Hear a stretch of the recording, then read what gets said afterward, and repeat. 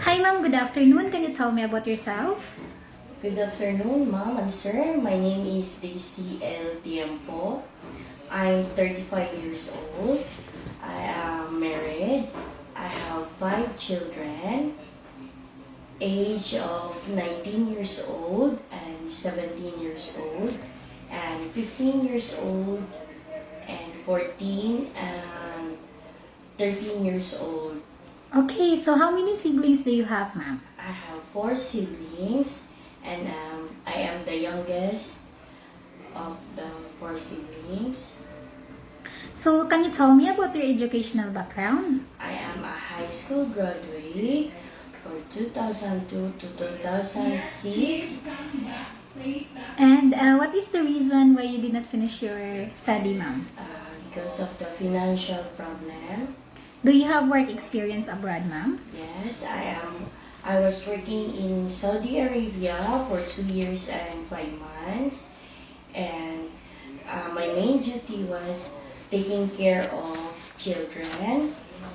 First is twins and 7 months old, and 10 years old, 9 years old, and 5 years old, and 3 years old.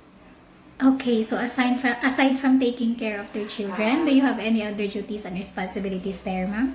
Yes, cooking, cleaning, washing clothes, washing dishes, and ironing.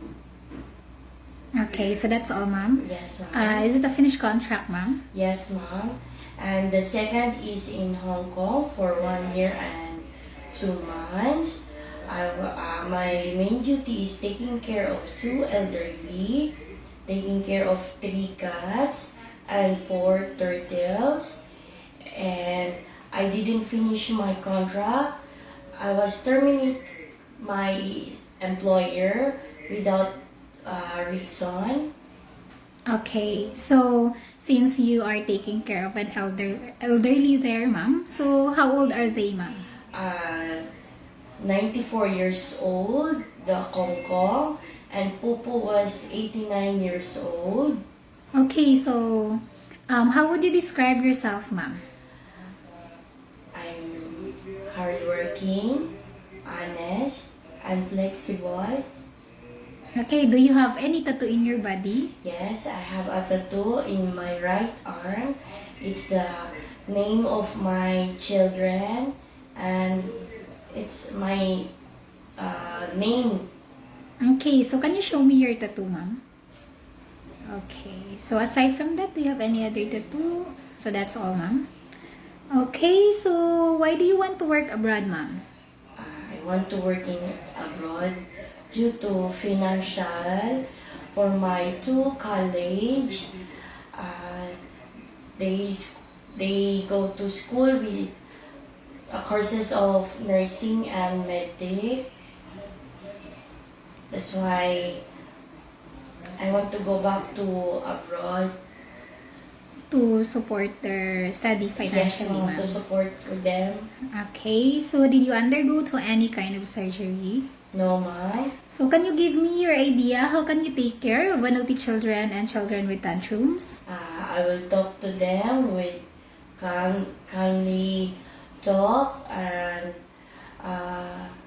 to tell them that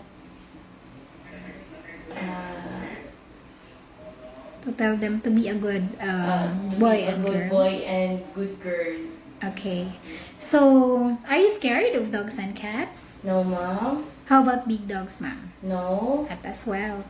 Okay, so what is your message to your future employer, ma'am? To my future employer, if you choose me, I want you to know that I will be a good helper to take care of your children as my own child, and I hope I will finish my contract and